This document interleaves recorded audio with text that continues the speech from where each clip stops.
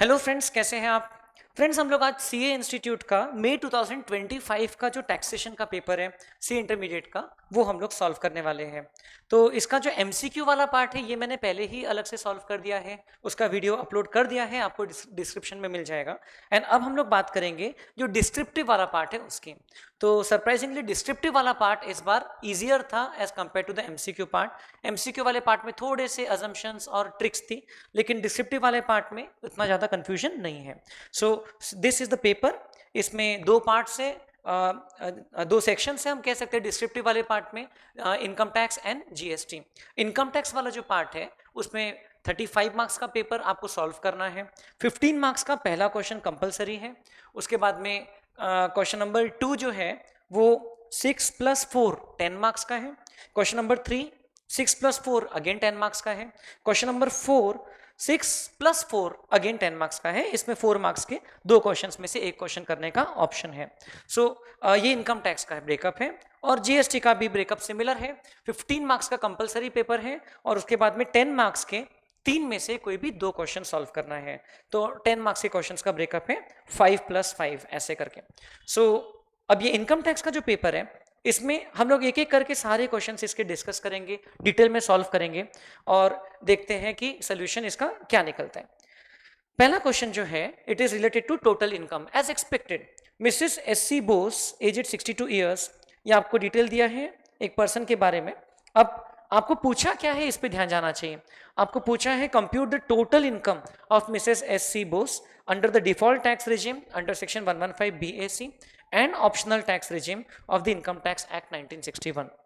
तो ये दोनों रिजिम में आपको टोटल इनकम कंप्यूट करना है, टैक्स कैलकुलेट करने की जरूरत नहीं है। अब क्वेश्चन में आपको प्रॉफिट एंड लॉस अकाउंट दिया है एंड कुछ एडिशनल इंफॉर्मेशन दी है। सो हम लोग इसको मार्क करते हुए फिर हम लोग इसको प्रॉपर्ली सॉल्व करेंगे। तो widow of public sector employee who died during a service in 2011, she earns income from business of running a flower bouquet shop at Kolkata and income from royalty from writing books of science and sells in India and abroad. Profit and loss account for the year ended 31st March 25 furnished by her is given below. तो ये आपको profit and loss account दिया है जिसमें हमको net profit जो है वो कैलकुलेटेड दिख रहा है। ऑब्वियसली जब हम लोग पीजीबीपी हेड की इनकम कैलकुलेट करेंगे तो इसमें से जो जो आइटम्स जो है डेबिटेड है एज एन एक्सपेंस बट नहीं होना चाहिए, डिसअलाउड है, तो उसको ऐड बैक कर देंगे। जो इनकम्स क्रेडिटेड है बट कोई और हेड से रिलेटेड है तो उसको यहाँ से माइनस कर देंगे। तो वैसा हम लोग मार्किंग करेंगे। अब यदि हम लोग प्राइमा फेसी अगर इसके पॉइंट्स देखें तो मैं सिर्फ हेड्स की मार्किंग कर रहा हूँ। If you start with the net profit, अब इसमें से मुझे क्रेडिट साइड में ऐसे कौन से आइटम्स दिख रहे हैं जो पीजीबीपी हेड से हटाना है और एंड मे बी और कोई हेड में कंसिडर करना है। तो सेल ऑफ फ्लावर बुके, तो ये तो हमारा बिजनेस का इनकम है, बिजनेस का रेवेन्यू है, इसको इसको कुछ नहीं करना है। Family pension from PSU through bank, तो फैमिली पेंशन जो मिल रही है तो वो उसके हस्बैंड के रिस्पेक्ट में मिल रही है because she is a widow of a public sector employee. तो this family pension will be taxable. अब सिर्फ कुछ ही केसेस में फैमिली पेंशन एग्जेम्प्ट होती है। अगर employee member of armed forces है, during the course of service death होती है, तो there are very few scenarios जहां पर वो एग्जेम्प्ट होती है फैमिली पेंशन। परमवीर चक्र अवार्डी रहा या ऐसा कुछ केस रहा तो normally it is taxable, but this is taxable as income from other sources. तो इसमें मैं बी कॉमा ओ लिख रहा हूं क्योंकि फैमिली पेंशन का इनकम ये आपके बिजनेस के इनकम में से माइनस हो जाएगा। नेट प्रॉफिट में इसका इफेक्ट अभी इंक्लूडेड है तो इसको हम लोग माइनस कर देंगे एंड अदर सोर्सेज हेड में इसको हम लोग चार्ज कर देंगे। अब हमको और एक बात है कि इनकम दोनों रेजिम से कैलकुलेट करना है। सो इन दैट केस हम लोगों को ये भी ध्यान रखना है कि दोनों रेजिम में डिफरेंसेस क्या क्या है। सो फैमिली पेंशन एक ऐसा पॉइंट है जिसमें मैं और एक ऐसा मार्क लगा लेता हूँ कि जिससे हमको ये समझ में आ जाएगा कि इसमें डिफरेंस है कैलकुलेशन में। स्पेशली जब हम लोग अदर सोर्सेज हेड में इस इनकम को इंक्लूड करते हैं तो उसमें से जो डिडक्शन मिलता है सेक्शन 57 में, तो that deduction is available only up to ₹25,000 under the default regime and up to 15,000 under the optional tax regime. तो ये डिफरेंस हमारा बाद में जब हम लोग डिफॉल्ट टैक्स रिजिम से ऑप्शनल टैक्स रिजिम में इनकम को रिकम्प्यूट करेंगे तब काम में आएगा। Then royalty from California university for book sold foreign exchange brought into India, ₹4,25,000। अब आपको ड्यू डेट ऑफ रिटर्न तक के जितना फॉरेन एक्सचेंज इंडिया में लाया है उससे रिलेटेड ही आपको डिडक्शन मिलता है अंडर सेक्शन 80 QQB। तो ये royalty income in the first place तो आपकी टैक्सेबल रहेगी। अब इसको प्रोफेशनल इनकम बोल सकते हैं बिकॉज लिखा है business of running a flower bouquet shop and income from royalty from writing books. So this is taxable under the PGBP head. तो इसको हम लोग माइनस नहीं करेंगे, तो मैं बी नहीं लिख रहा हूं क्योंकि ये नेट प्रॉफिट में इसका इफेक्ट ऑलरेडी इंक्लूडेड है, लेकिन इसके बेसिस पर हमको डिडक्शन जरूर मिल सकता है under the optional tax regime under section 80 QQB। तो वो डिडक्शन के लिए हम लोग बाद में कंसिडर कर लेंगे। देन डिविडेंड इनकम, इसको हम लोग बिजनेस प्रोफेशन हेड से हटाएंगे और इसको हम लोग पहली बात तो dividend income net of TDS दिया है। डिविडेंड में सेक्शन 194 के हिसाब से TDS कटता है at the rate of 10%, means 4,50,000 is equivalent to 90%. So the taxable income would be the income including dividend. So as you can see, dividend income को हम लोग PGBP हेड से हटाएंगे और income from other sources head में taxable कर देंगे। Income from other sources head में हम लोग इंक्लूडिंग TDS जो अमाउंट आता है उसको ऐड करेंगे। Interest on FDR, fix deposit interest, no TDS deducted, तो इसका मतलब ग्रॉसिंग अप करने की जरूरत नहीं है, लेकिन ये भी हमारा बिजनेस हेड की इनकम नहीं है, तो बिजनेस हेड से हटा देंगे, माइनस कर देंगे और इनकम फ्रॉम अदर सोर्सेज में टैक्सेबल कर देंगे। और यदि आप ध्यान देंगे तो she is a senior citizen. Senior citizen को फिक्स डिपॉजिट इंटरेस्ट का 80 TTB में डिडक्शन मिलता है, तो मैं ऐसा मार्क लगा करके डी लिख रहा हूं क्योंकि ये डिडक्शन सिर्फ ऑप्शनल टैक्स रिजिम में मिलेगा, डिफॉल्ट टैक्स रिजिम में नहीं मिलेगा। सो ये हमको एडजस्टमेंट्स करना है। क्लोजिंग स्टॉक क्रेडिट क्या है, ओपनिंग स्टॉक डेबिट क्या है, this is as per your regular profit and loss, it is okay. Purchases debited है, ये बिजनेस का एक्सपेंस है, सैलरी एंड वेजेस बिजनेस का एक्सपेंस है। Expenses relating to the book authored by her, तो ये इस रॉयल्टी इनकम से संबंधित एक्सपेंस है, तो इसका भी डिडक्शन अलाउड रहना चाहिए बिकॉज ये हमारे प्रोफेशनल इनकम में से एक्सपेंसेस का डिडक्शन मिल जाता है। बट जब हम लोग ये डिडक्शन कैलकुलेट करेंगे अंडर सेक्शन 80 QQB, तो हम लोगों को ये भी ध्यान रखना होगा कि 75,000 का डिडक्शन हमने ऑलरेडी एक्सपेंसेस बोल करके ले लिया है। Then expenses in connection with dividends, तो मैं यहां पर वैसे तो एक्सपेंसेस रिलेटिंग टू बुक में स्टार लगा के डी लिख रहा हूं क्योंकि ये डिडक्शन लेते वक्त इस डिडक्शन का भी ध्यान रखना है। 80 QQB के डिडक्शन लेते वक्त एक्सपेंसेस का डिडक्शन ऑलरेडी ले लिया है, इस बात का ध्यान रखना है। Expenses in connection with dividends, तो पहली बात तो ये expenses income from other sources वाले इनकम से संबंधित है, तो ये बिजनेस हेड में से तो एड बैक हो जाएगा। अब ये डिविडेंड इनकम में से हम लोगों को सिर्फ इंटरेस्ट का डिडक्शन मिलता है, interest on loan borrowed for investing in the shares, तो ये एक्सपेंसेस का हमको डिडक्शन तो नहीं मिलेगा क्योंकि ये बस एक्सपेंसेस ऐसा लिखा है, ये कौन से एक्सपेंसेस है क्लैरिफाइड नहीं है। सो इसको हम लोग अदर सोर्सेज हेड में इसका डिडक्शन नहीं लेंगे। इनफैक्ट हम लोग इसके बारे में नोट लिख सकते हैं that no deduction is available in respect of any other expenses from dividend income. Repairs and maintenance, assuming कि बिजनेस से रिलेटेड है तो इसका डिडक्शन मिल जाएगा। Amount paid to IIT Chennai for scientific research projects, तो यदि हम लोग साइंटिफिक रिसर्च पर्पस के लिए IIT को डोनेशंस देते हैं तो उसका डिडक्शन सेक्शन 35 2AA में मिलता है 100%, बट वो डिडक्शन सिर्फ ऑप्शनल टैक्स रिजिम में मिलता है। तो अगर हम लोग डिफॉल्ट टैक्स रिजिम की बात करें तो ये डिडक्शन आपका डिसअलाउ हो जाएगा, मतलब कि इसको हमें एड बैक कर देना चाहिए और ऑप्शनल टैक्स रिजिम में हमें वापस से ये डिडक्शन क्लेम कर लेना चाहिए जब हम डिफॉल्ट से ऑप्शनल टैक्स रिजिम में शिफ्ट करेंगे।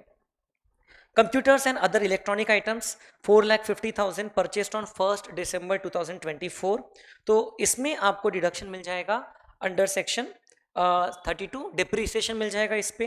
पहली बात तो 4,50,000 इज कैपिटल एक्सपेंडिचर, पूरे अमाउंट को ऐड बैक कर देना चाहिए बिजनेस हेड में। अब उसमें डिप्रीसिएशन मिलेगा तो depreciation will be calculated and only for half year, half rate लगेगा क्योंकि 1 December को परचेस किया है, तो डिप्रिसिएशन कंप्यूटर्स वाले रेट का लगेगा unless something else information is given. Computers पे डिप्रिसिएशन का रेट रहता है 40%। अब ये आपको basic profit and loss account की मार्किंग मैंने आपको बता दिया। एडिशनल डिप्रिसिएशन का सवाल ही नहीं उठता है क्योंकि ये मैन्युफैक्चरिंग बिजनेस नहीं है। अब एडिशनल इन्फॉर्मेशन में हमको एक्स्ट्रा चीजें दी है। Purchases include ₹2 lakh relating to flowers and creepers directly purchase from a farmer in cash on 26 September। मतलब कि सिंगल डे में हमने कैश मोड से ₹10,000 से ज़्यादा का पेमेंट किया है। तो वैसे तो नॉर्मल कोर्स में सेक्शन 40A(3) के अंदर में डिडक्शन डिसअलाउ हो जाता है। This item is already debited in purchases, but क्योंकि हमने फार्मर से परचेस किया है, सो there is a rule 6DD जिसके अंदर में there are certain exceptions to cash payment even if it is above ₹10,000। तो दिस विल बी अलाउड। इसका मतलब कि इसका डिडक्शन हमारा डिसअलाउ नहीं होगा। सो बेसिकली इसका कुछ करना नहीं है, सिर्फ नोट लिखना चाहे तो लिख सकते हैं। ये 2 लाख रुपीज ऑलरेडी डेबिटेड है, इसको हमें डिसअलाउ नहीं करना है, मतलब इसको एड बैक नहीं करना है, कुछ नहीं करना है। Then and this is expenses related to the business of flower bouquets. Repair and maintenance includes one time deposit of ₹2 lakh paid to electricity and water department.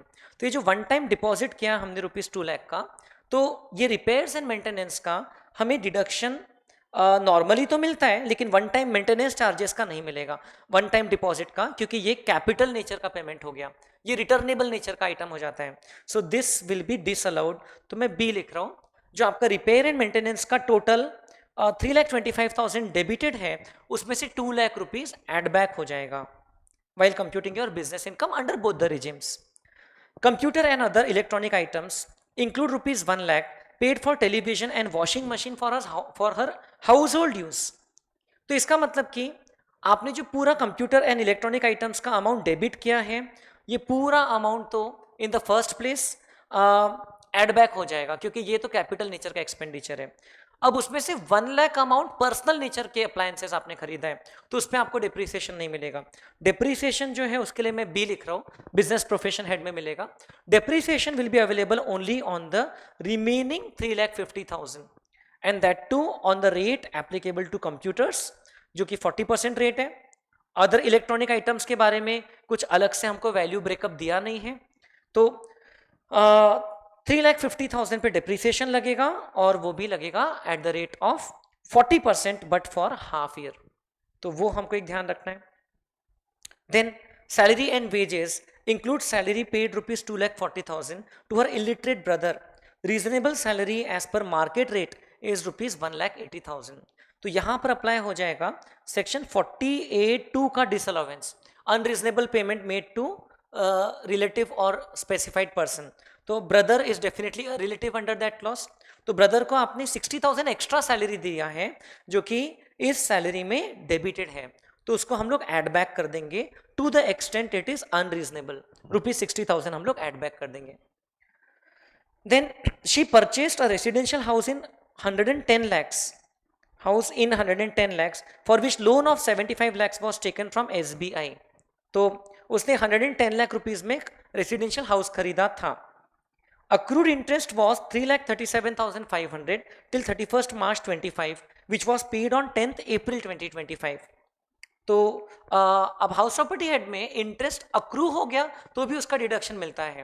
Municipal taxes के respect में है कि पेड होना चाहिए।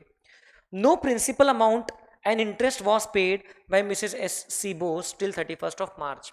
मतलब कि उस year में प्रिंसिपल रिपेमेंट कुछ भी नहीं किया है।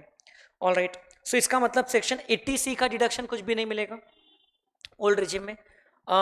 Ground floor of the house was use for shop, so now this changes the equation.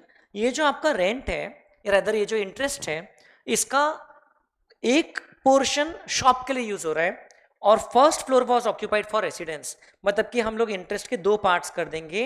Half of the interest will be considered as business expenditure, जो कि ऑलरेडी आपके बिजनेस के P&L में डेबिटेड नहीं है।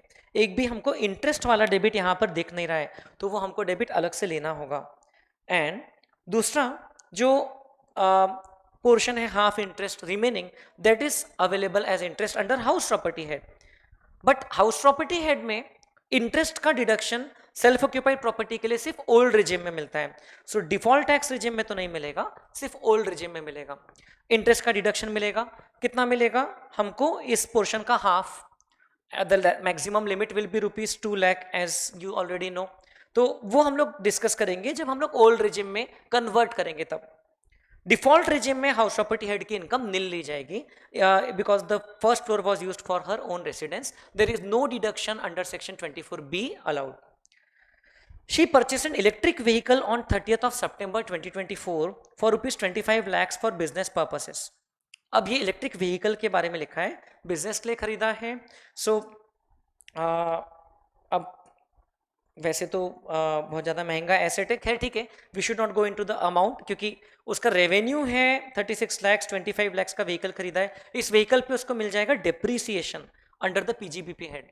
इलेक्ट्रिक व्हीकल में एक section 80 EEB का डिडक्शन मिलता है under the old regime, but वो इंटरेस्ट वाले पोर्शन पे मिलता है. इस केस में इंटरेस्ट नहीं है कुछ भी.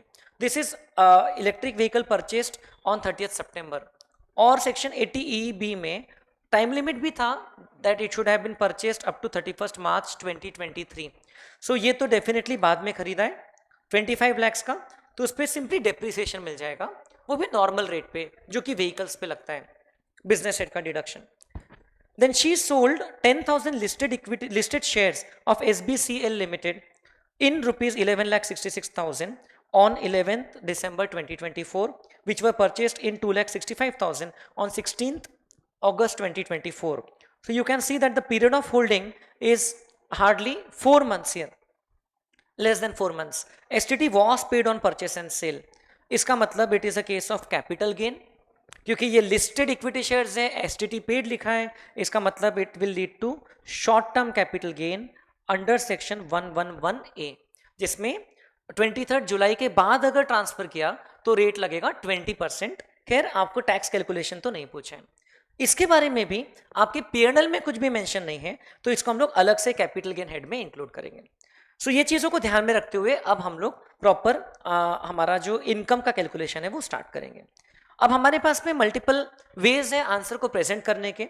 सो मैं प्रीफर कर रहा हूँ कि हम लोग सारे एक समरी बना लें और हर एक हेड ऑफ इनकम का एक सेपरेट वर्किंग नोट बना लें.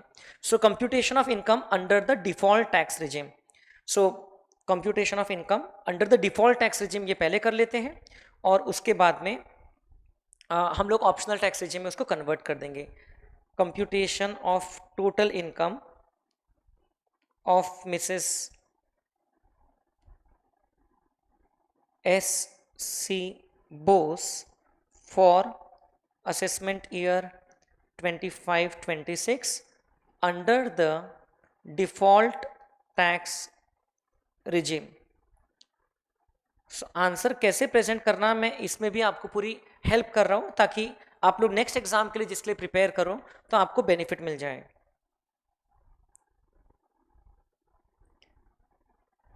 अब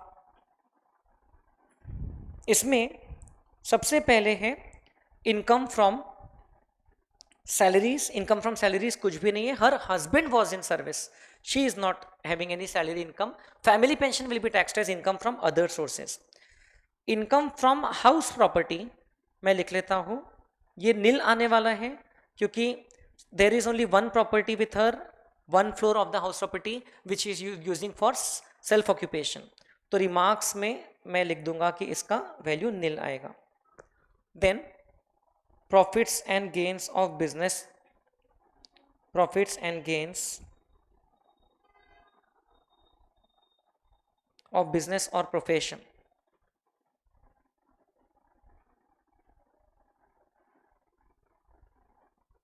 तो ये नोट नंबर 2 में आ जाएगा. इसका तो डिटेल नोट बनेगा बहुत बड़ा. देन तीसरा आएगा कैपिटल गेन्स, जिसमें 111A वाला शॉर्ट टर्म कैपिटल गेन आ जाएगा. चौथा आएगा income from other sources.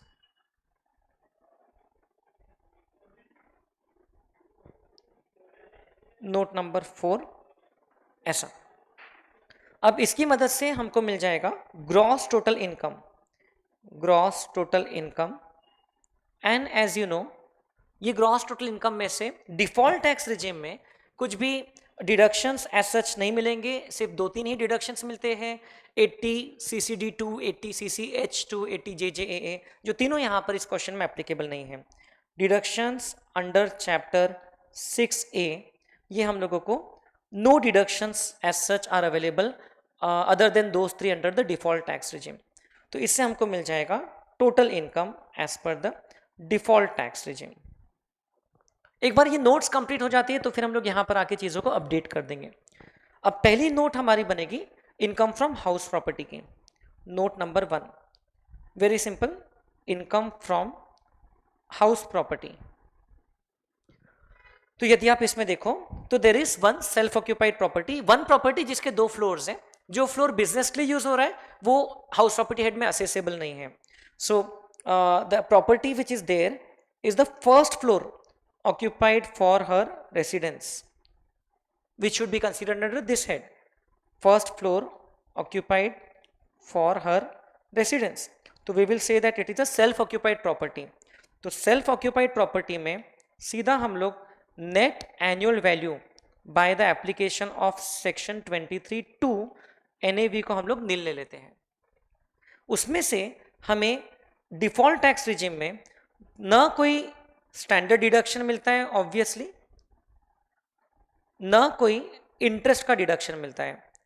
Interest का डिडक्शन भी डिफॉल्ट टैक्स रिजिम में अवेलेबल नहीं है in respect of interest.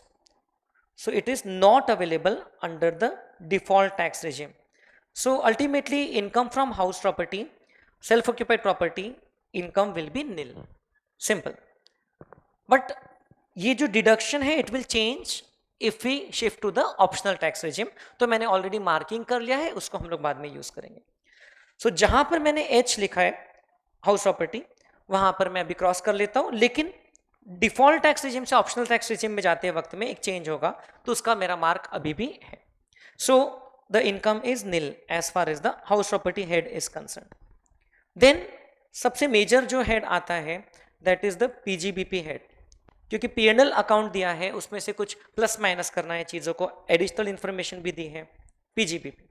So we will start our working with net profit as per profit and loss account. Net profit हमको दिया है ₹20,69,000।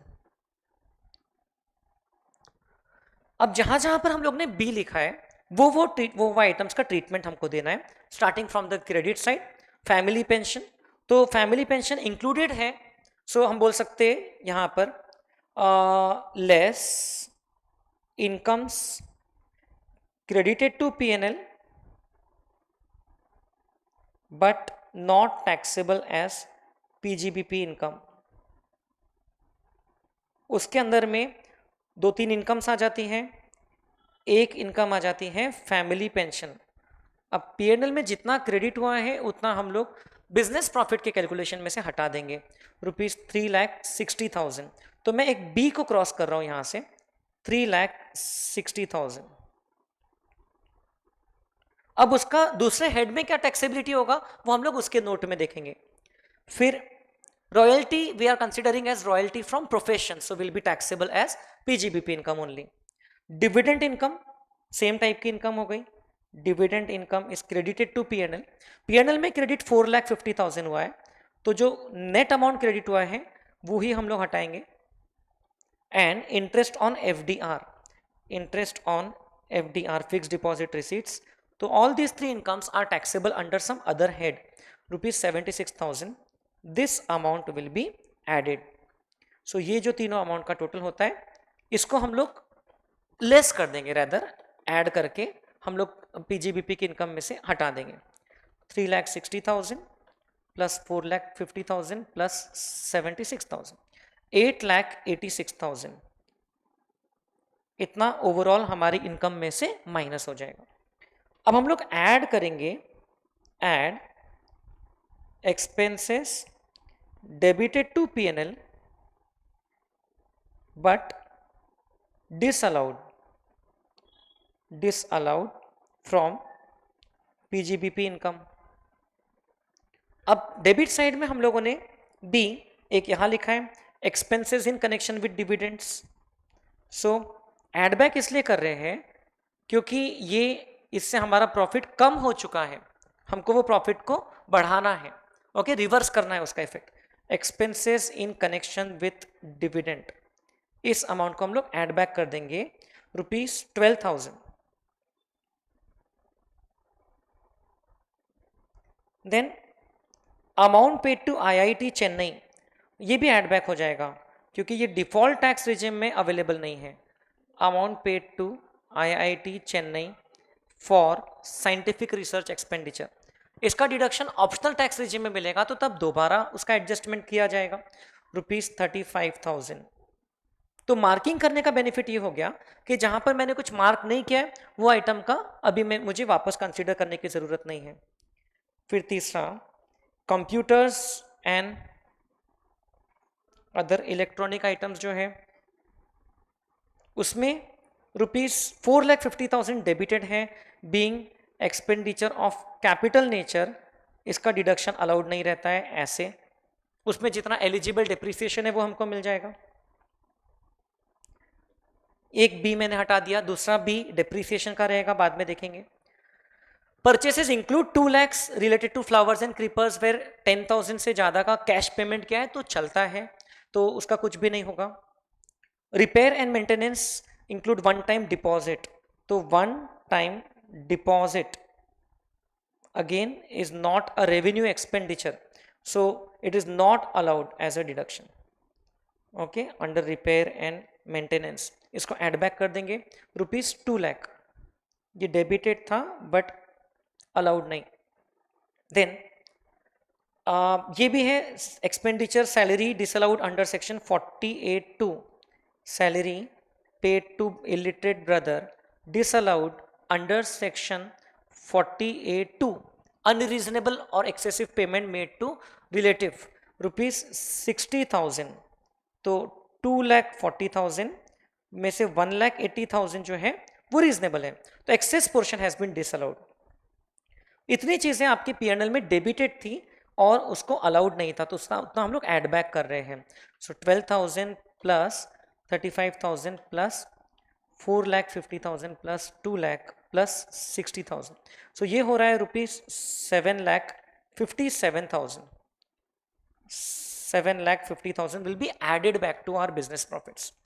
अब हम लोग इसमें से माइनस करेंगे कुछ एक्सपेंसेस जो कि लेना था, जैसे यहां हमने लिखा है ये interest deduction, depreciation on electric vehicle, depreciation on computers, तो ये चीजों को हमको माइनस करना पड़ेगा। Less expenses allowed as deduction but not debited to PNL.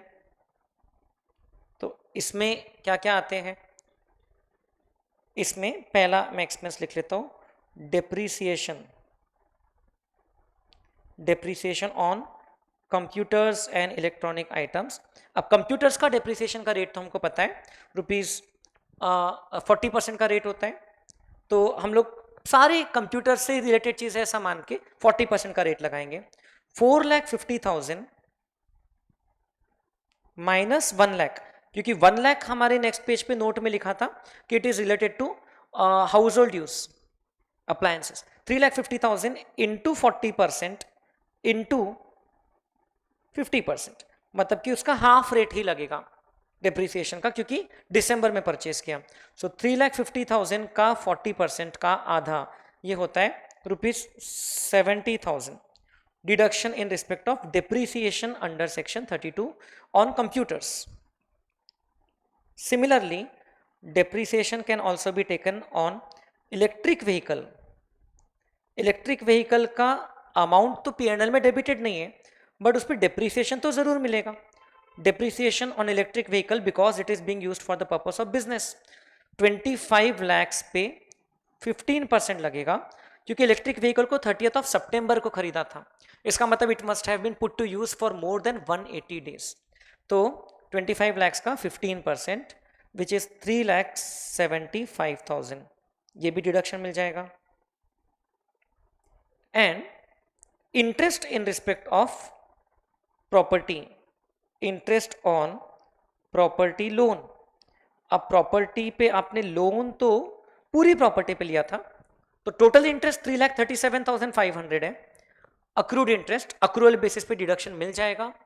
हाँ, इंटरेस्ट के केस में देखना पड़ता है कि सेक्शन 43B का डिसअलावेंस है क्या, तो वो डिसअलावेंस अट्रैक्ट होता था अगर आप ड्यू डेट ऑफ आरओआई तक पे नहीं करते थे। इस क्वेश्चन में हमने 10th अप्रैल में पे कर दिया, 10th अप्रैल तक के, तो इसलिए डिडक्शन डिसअलाउ नहीं होगा। Interest on property loan 3,37,500 into 1/2 या into 50%, 50% clearly relates to the business. तो 3,37,500 डिवाइड बाय 2 ये होता है 1,68,750। इसमें विदाउट एनी लिमिट ये डिडक्शन मिल जाएगा। तो ऐसा करके आपको टोटल एक्सपेंसेस का डिडक्शन मिल रहा है ये वाले इसमें 168,750 प्लस 375 प्लस 70,000 6,13,750 इतना आपको एक्सपेंसेस का डिडक्शन मिल जाएगा। इससे हमें मिल जाएगा पीजीबीपी हेड की इनकम। सो 20,69,000 माइनस 8,86,000 प्लस 7,57,000 माइनस 6,13,750। सो ये इनकम आ गई 13,26,250। सो if you can observe these are the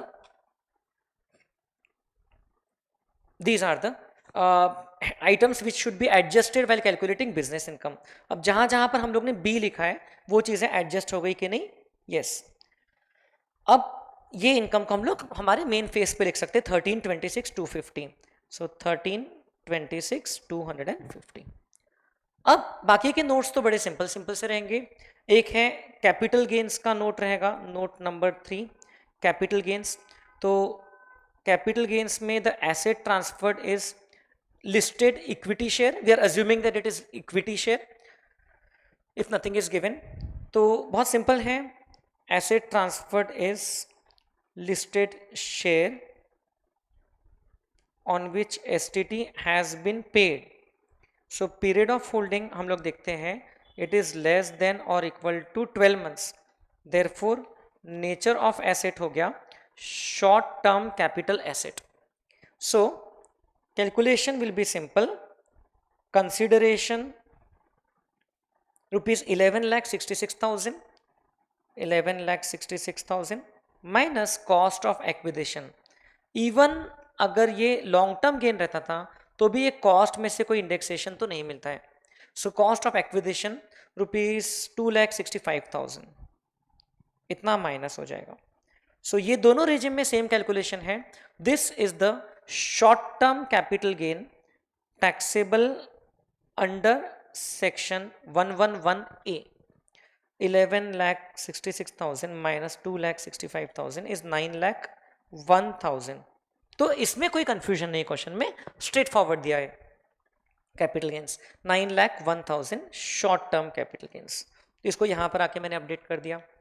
फिर income from other sources, note number 4 income from other sources, उसमें हम लोगों ने 3 जगह मार्क करके रखा है ओ।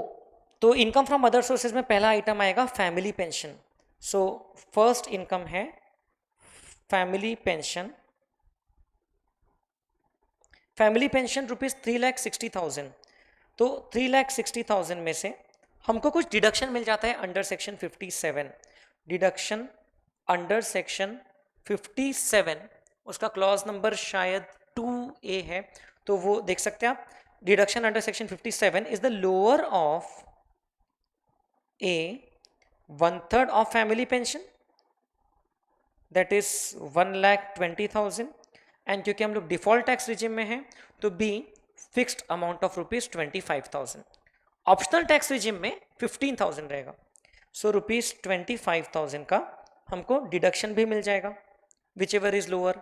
3,60,000 माइनस 25,000, तो ये इनकम हो जाती है 3,35,000 फैमिली पेंशन की इनकम। उसके अलावा और एक इनकम ऐड हो रही है अदर सोर्सेज हेड में, dividend income. So dividend income is taxable in the hands of the share holder. This is net of TDS 4,50,000। तो हमें ध्यान रखते हुए इसका ग्रॉसिंग अप करना है। 4,50,000 into 100 upon 90, grossing up amount, ग्रॉस्ड up amount is rupees 5 lakh. अब डिविडेंड में से हमको सिर्फ इंटरेस्ट ऑन लोन बोरोड का डिडक्शन मिलता है और कोई एक्सपेंसेस का डिडक्शन नहीं मिलता है। तो यहां पर जो एक्सपेंसेस दिया है, expenses in connection with dividends, इसका डिडक्शन अवेलेबल नहीं है। तो there will be no such deduction unless ये क्लियरली लिखा रहता था कि this is an item of interest paid. So this is not allowed from dividend income. So dividend income taxable हो जाएगी हमारे हाथ में ₹5 लाख। देन हमने और एक जगह ओ लिखा है which is interest on FD, जिसमें हमारा टैक्स डिडक्ट नहीं किया गया है, so that is not our problem. हमको जितना इंटरेस्ट मिला वो अमाउंट है टोटल इंटरेस्ट का। सो 76,000 इंटरेस्ट ऑन एफडीआर, सो हम लोग लिख लेंगे 76,000, दैट्स इट। इसका टोटल हो जाएगा हमारा income from other sources 3,35,000 plus 5 lakh plus 76,000, total हो गया ₹9,11,000। So total income from other sources 9,11,000। तो इसको भी मैं यहाँ पर आके अपडेट कर लेता हूँ। अब हमारे पास में ग्रॉस टोटल इनकम आ जाएगी और वही टोटल इनकम भी रहेगी 9,01,000 प्लस 9,11,000 प्लस 13,26,250। सो ये इनकम आ रही है 31,38,250। इस क्वेश्चन में टैक्स कैलकुलेशन नहीं पूछा है, पूछा रहता था तो हम लोगों को थोड़ा ध्यान रखना पड़ेगा। 111A पे स्पेशल रेट लगेगा और आखिरी में TDS का भी रिफंड मिलेगा। सो टैक्स कैलकुलेशन नहीं पूछा है। This is the total income as per the default tax regime under section 115 BAC।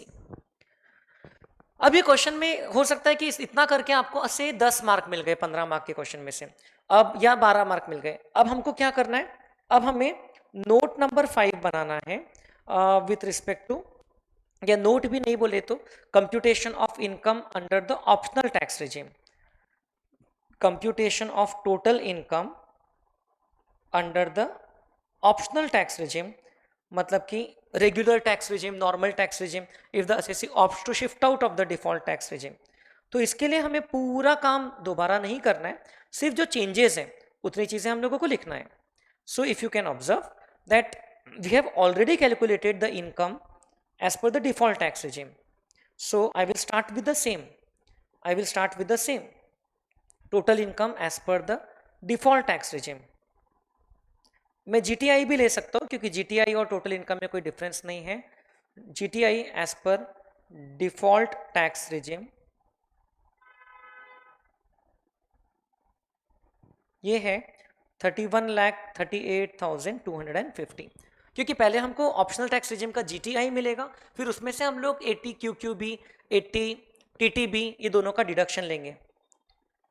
अब इसमें से अब देखिए हम लोग ने जहां जहां पर स्टार मार्क लगाया, एक तो फैमिली पेंशन का डिफरेंस आएगा, तो फैमिली पेंशन का इसको हम लोग अब कैंसिल कर देते, तो हमें ऑप्शनल टैक्स रिजिम में से 15,000 का रिडक्शन मिलता है, जबकि डिफॉल्ट टैक्स रिजिम में ज़्यादा रिडक्शन मिलता है। तो हम लोग 10,000 एड बैक कर देंगे, add back deduction in respect of family pension. Okay, higher deduction has been taken in respect of default tax regime. तो 25,000 ले लिया है जबकि 15,000 ही लेना था. So deduction of 10,000 was extra taken. So that means income will be higher by rupees 10,000 in case of the optional tax regime. Then हमने और कहाँ पर स्टार लगाए, तो ये डिडक्शन से रिलेटेड है, ये भी डिडक्शन से रिलेटेड है, ये भी डिडक्शन से रिलेटेड है, तो इसको हम लोग बाद में डिस्कस करेंगे GTI के बाद। ये एक आइटम है amount paid to IIT Chennai, so इसको हम लोग माइनस करेंगे इसको, क्योंकि हम लोग ने पहले इसका डिडक्शन नहीं लिया था। Amount paid to IIT Chennai for scientific research, this is allowed as a deduction. अगर हम लोग ने आउटसाइड ऑर्गेनाइजेशन को डोनेशन दिया तो डिडक्शन मिलता है, it is deductible under section 35(2)(a). 100% of the amount is deductible, rupees 35,000, तो ये अमाउंट माइनस हो जाएगा। देन और हम लोग ने कहाँ पर स्टार लगाया है, एक ये है हाउस प्रॉपर्टी, तो अब हम लोग करेंगे minus minus loss from self occupied property. अब देखिए सेल्फ ऑक्यूपाइड प्रॉपर्टी के रिस्पेक्ट में हमको लॉस का डिडक्शन अलाउड होता है, ओके, इंटरेस्ट का डिडक्शन अलाउ होता है under the optional tax regime.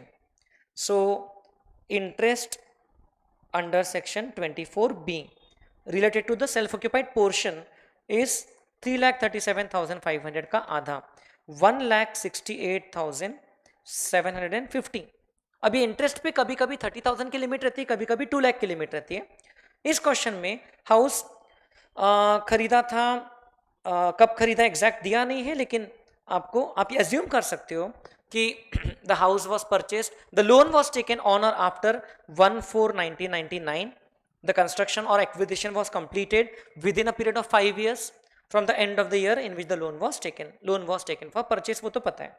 सो यहाँ पर 2 लाख की लिमिट लग जाएगी, ये पूरे इंटरेस्ट का आपको डिडक्शन मिल जाएगा, और ये इंटरेस्ट को, ये लॉस को, हाउस प्रॉपर्टी के लॉस को डिफॉल्ट ऑप्शनल टैक्स रिजिम में हम लोग और भी कोई हेड की इनकम के साथ सेट ऑफ कर सकते हैं up to a limit of ₹2 lakh.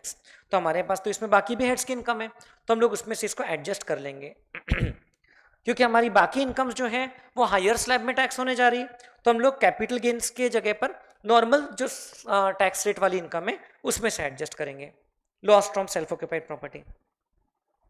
Then optional tax regime में इसके अलावा सिर्फ डिडक्शंस है जो अलग से हैं तो आप देख सकते हैं इससे हमको क्या मिल गया, ग्रॉस टोटल इनकम, इससे हमको मिल गया gross total income 31,38,250 plus 10,000 minus 35,000 minus 168,750, so ये आ गया 29,44,500। This is the gross total income under the optional tax regime. अब इसमें से हम लोग माइनस करेंगे deductions which are available under chapter 6A। तो एक है deduction under section 80 TTB in respect of interest on FDR, because यहां पर जो असेसी है she is a senior citizen, so interest on FDR वैसे तो है ₹76,000, but the deduction will be restricted to 50,000। Deduction का मैक्सिमम लिमिट होता है अंडर सेक्शन 80 TTB ₹50,000। सो आपको डिडक्शन मिलेगा but that will be restricted to 50,000।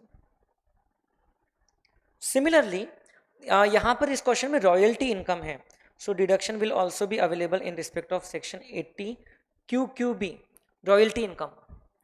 सो ये रॉयल्टी इनकम जो है आप देखिए इसमें 4,25,000 की इनकम है, बट उस सेक्शन में लिमिट इनकम पे लगती है 3 लाख हो जाएगी।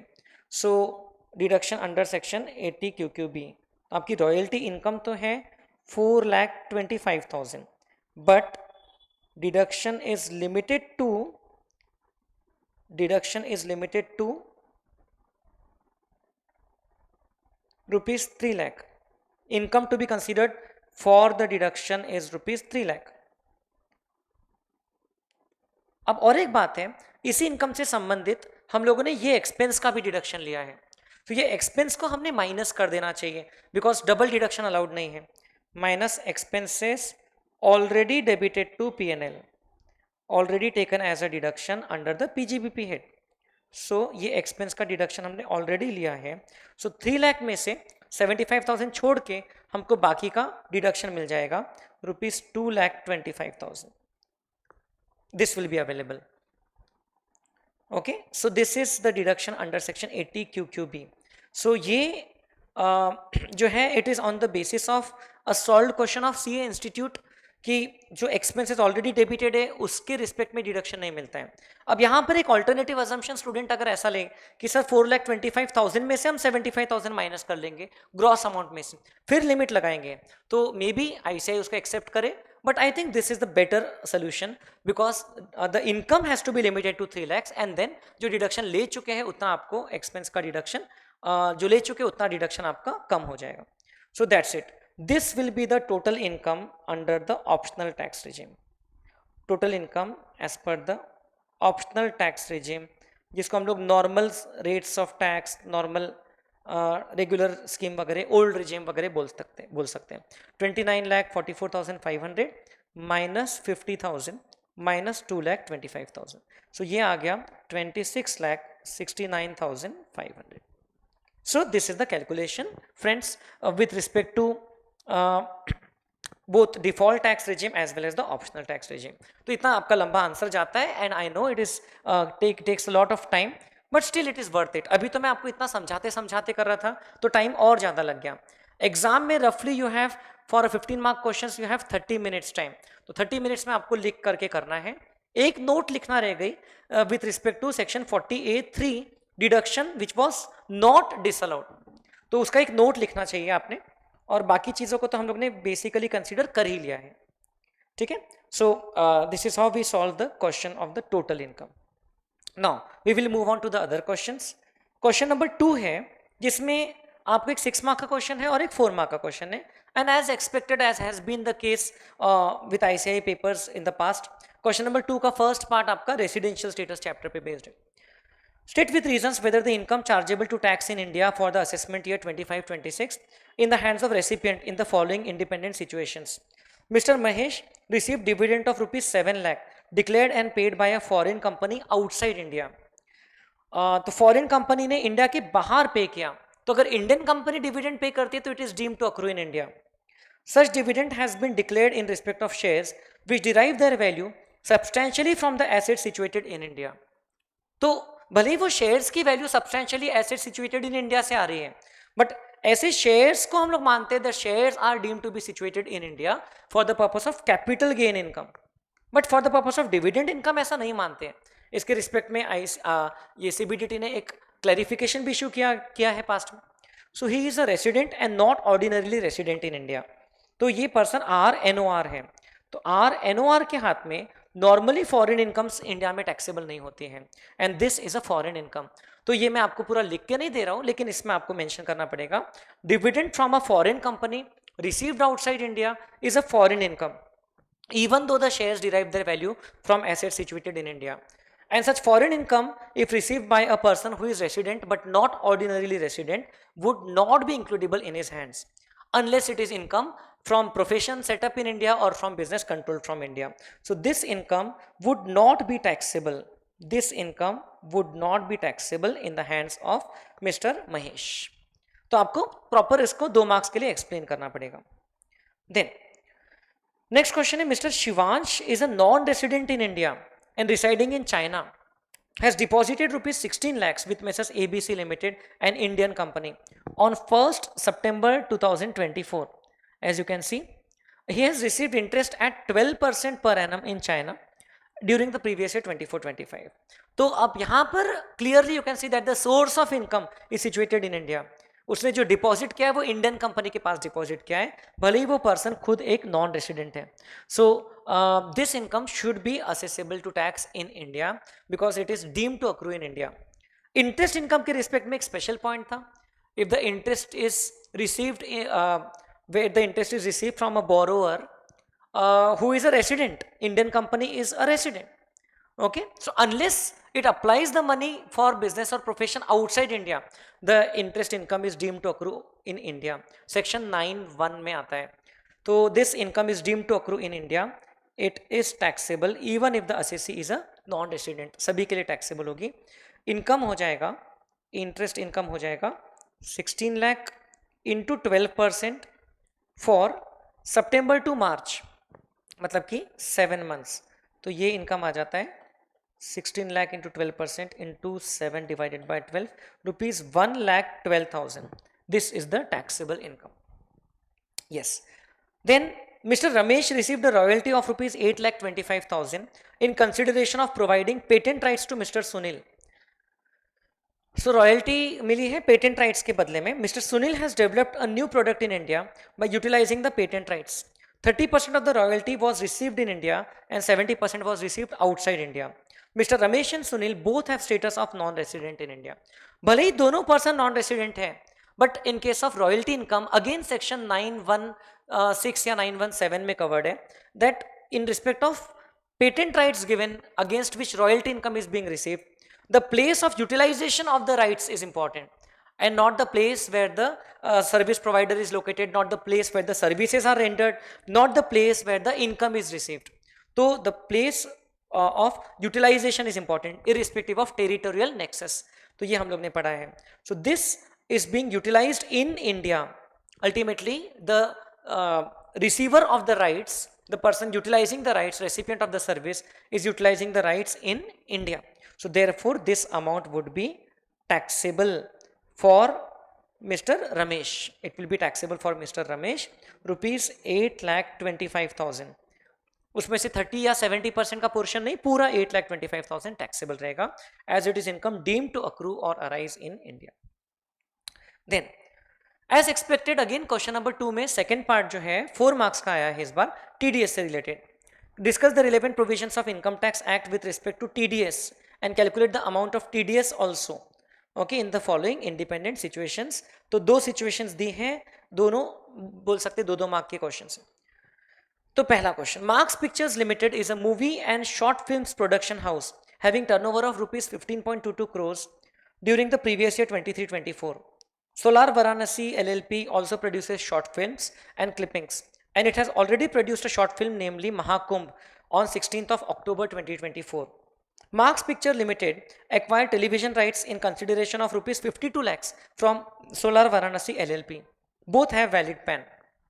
तो पैन है, इसका मतलब टीडीएस हायर वाले रेट पे तो नहीं कटेगा। अब सवाल ये उठता है कि इन्होंने मार्क्स पिक्चर लिमिटेड यहाँ पर बायर है, उन्होंने क्या खरीदा है, उन लोगों ने ऑलरेडी प्रोड्यूस्ड शॉर्ट फिल्म जो है वो खरीदा है, उसके टेलीविजन राइट्स खरीदा है फ्रॉम सोलर वाराणसी एलएलपी। तो इस केस में अगर ऑलरेडी प्रोड्यूस्ड वाला आपने अगर सीरियल खरीदा है, शॉर्ट फिल्म खरीदा है, तो उस पर 194C वाला टीडीएस नहीं लगेगा। You can mention that section 194C is not applicable. In fact, TDS के चैप्टर में, ये TDS का जो चैप्टर है, एक मिनट मैं यहाँ पर खोल के आपको बताता हूँ। TDS के चैप्टर में there is this section 194C, उसके रिस्पेक्ट में एक सर्कुलर है जो क्लास में हम लोग ने डिस्कस किया, page number 49 of your book. ये देखिए, ये रहा सबसे ऊपर, ओके ये सबसे ऊपर। If the payment is made for production of content और programme as per the specification of the broadcaster, तो then 194C would apply. But अगर if the payment is made for acquisition of broadcasting और telecasting rights और the content already produced by the production house, जैसे ये case में solar Varanasi is the production house, उन्होंने already produce करके रखा है शॉर्ट फिल्म, वो खरीदा है, तो उस केस में 194C is not applicable because कुछ वर्क नहीं किया उनके बोलने पर। तो इससे रिलेटेड देखिए एक पास्ट क्वेश्चन भी यहाँ पर आपको बताया गया। So this will be not liable to TDS under section 194C। अब इसमें कोई दूसरा सेक्शन लग सकता है क्या? बिल्कुल लग सकता है, क्योंकि यहाँ पर marks pictures limited is buying goods, these are intangible rights, television rights, they are buying goods from Solar Varanasi LLP, and goods के रिस्पेक्ट में एक दूसरा सेक्शन लगता है, सेक्शन 194Q, जो कि बोलता है कि अगर 50 लाख रुपीस से ज़्यादा का, ये हमारा जो TDS का चार्ट है इसमें आप देख सकते हो सेक्शन 194Q, अगर बायर का टर्नओवर लास्ट ईयर 10 करोड़ से ज़्यादा है एंड अगर कंसिडरेशन 50 लाख रुपीस से ज़्यादा है in respect of the transaction, तो रेसिडेंट से परचेस किया तो 0.1% रेट से टैक्स डिडक्ट करना होता है in respect of purchase of goods. तो यस, सेक्शन 194 लगेगा, क्योंकि यहां पर turnover is greater than 10 crore of the buyer and amount is greater than 50 lakhs amount of the rights purchased. So 194Q का TDS लगेगा। TDS will be applicable only on the portion in excess of 50 lakhs, that is 2 lakhs। 2 lakhs का 0.1% tax deduct होगा। सो 2 लाख का 0.1% होता है मात्र 200 रुपए। TDS under section 194Q will be applicable. Marks Pictures Limited will have to deduct tax under section 194Q at the rate of 0.1% on 2 lakh rupees. Then next question है, Mr. Mayank, a salaried individual, paid rent for his residential house at Mumbai to the house owner Mr. Nikhil in the following manner. सो ये salaried individual है, तो इसको rent पे section 194I तो apply नहीं होगा, but section 194IB जरूर apply होगा, क्योंकि सेक्शन 194IB बोलता है कि अगर रेंट पर मंथ 50,000 से ज़्यादा है तो उसमें टैक्स डिडक्ट करना पड़ता है। बट 194IB में खास बात यह है कि जो लास्ट डेट रहता है, जो लास्ट इंस्टॉलमेंट रहता है, उसमें टैक्स डिडक्ट करना होता है। ये सेक्शन 194IB है। So tax has to be deducted at the time of earlier of payment or credit at the of the installment for the last month, और ये रेट 2% हो चुका है विथ इफेक्ट फ्रॉम 1 अक्टूबर 2024। तो अब इसके इसमें TDS कटेगा under section 194IB only from the installment of March 2025। March 25 का जो इंस्टॉलमेंट है उसमें से, but TDS will be calculated on the whole amount 75,000 into 6 months करेंगे हम लोग, प्लस 1 लाख इंटू 6। टीडीएस ये पूरे अमाउंट पे 2% के रेट से कटेगा, क्योंकि 1 अक्टूबर ऑनवर्ड्स ये रेट 5% की जगह हो चुका है 2%, एज यू कैन सी।